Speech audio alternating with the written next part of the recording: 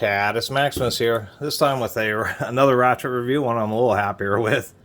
Champion PlugMaster 2, the CT451. Now, you may have thought, didn't I already do a PlugMaster? I did. I did the straight handle PlugMaster version 1, CT405. And I mentioned how this one, I don't know if it was just a manufacturing defect or that hole was drilled too high, but the head only articulated just a small amount on this one. These are made by New Britain. That has a patent pending. This is a slightly newer one which has the New Britain, known as the Catus patents. We can see a slight difference in the heads. That one's a little bit more rounded. This one's a little bit more straight-sided. We have a slightly different reverse switch, but I do like these ratchets. I very rarely, only like once or twice, ever run into these types of ratchets or the New Britain made, New Catus style ratchets, where they've had issues where they've been skipping. The only issue I can say, and they made Huskies and Pencraft, is they always seem to have really loose anvils. It's always a disappointment.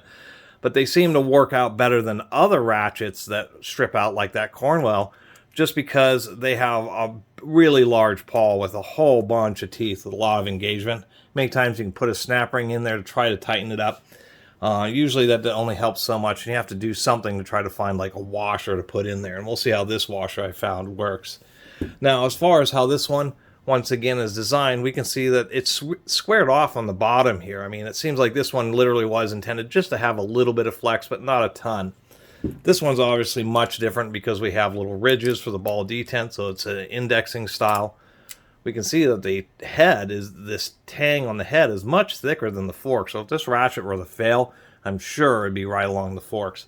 And so that's the deal with the PlugMaster 2, is it's really just the same New Britain ratchet, just a slightly newer version with the bent or offset handle.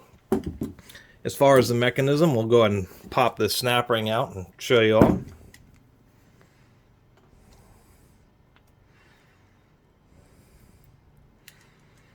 Pretty simple, and it just comes out as the assembly. There's our reverse lever. This one's pretty dry, so I'll definitely be lubing it, but this is known as the Catus design.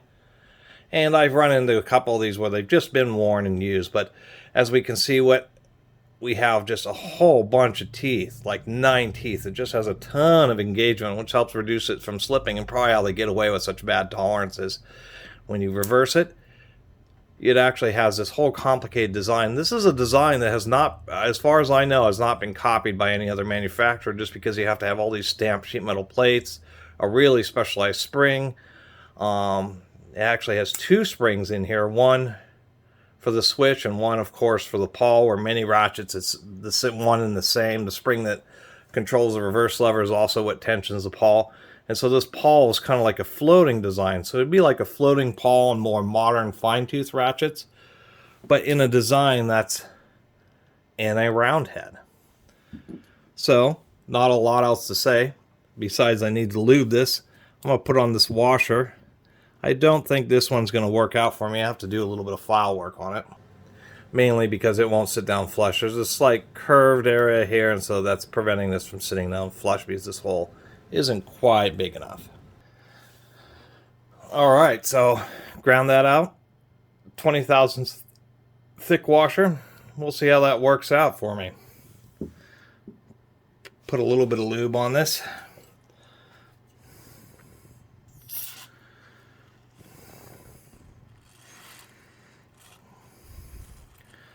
Actually pretty important to lubricate these New Britain ratchets, just because they have more sliding parts. And man, I run into some where there were earlier versions where they actually made these plates out of brass, which were much less likely to corrode, but I think they wore too quickly. So they started making them out of steel. As we can see, this upper plate is actually chrome plated to reduce the likelihood of rust. But when rust gets in there, these things can be a bear, or when they reverse, the pawl won't slide back and forth. So definitely want to give these just plenty of lube. I've learned about ratchets. You just use a real light oil, anything. I mean, you use motor oil. You just don't want to use grease, because grease tends to get hard and build up and can give you trouble in the long run.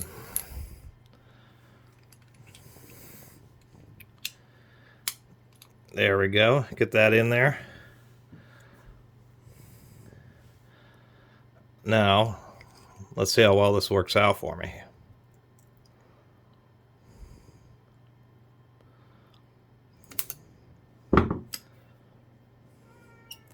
Unfortunately, it was just a bit too tight.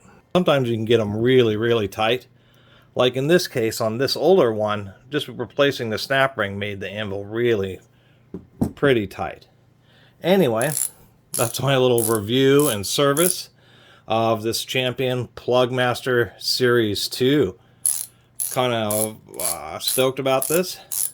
They end up finding, it's pretty rare to find vintage ratchets like this, but they actually find 2 generations of them, because I'm sure Champion didn't sell a whole lot of them. So, and that was the big difference. They actually had a newer generation head, indexing and fully articulating, as well as the offset handle.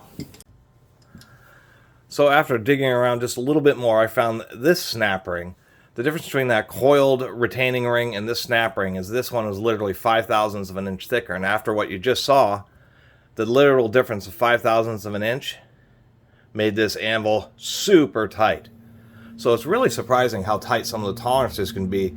The difference between a wobbly anvil and one that runs smoothly but still remains really tight. The difference can literally be a few thousandths of an inch.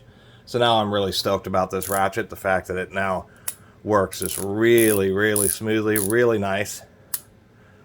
Always like that New Britain really definitive reverse mechanism. This is a nice solid snap, even when it sprays oil over me. And the fact that it now has a really nice tight anvil, which is going to help it last longer. It's going to make it really less likely to have any skip issues, just because now everything's being held nice and square. Anyway, I really appreciate everybody who's been watching and subscribing, and if you haven't subscribed, please do. Till next time, Catus Maximus out.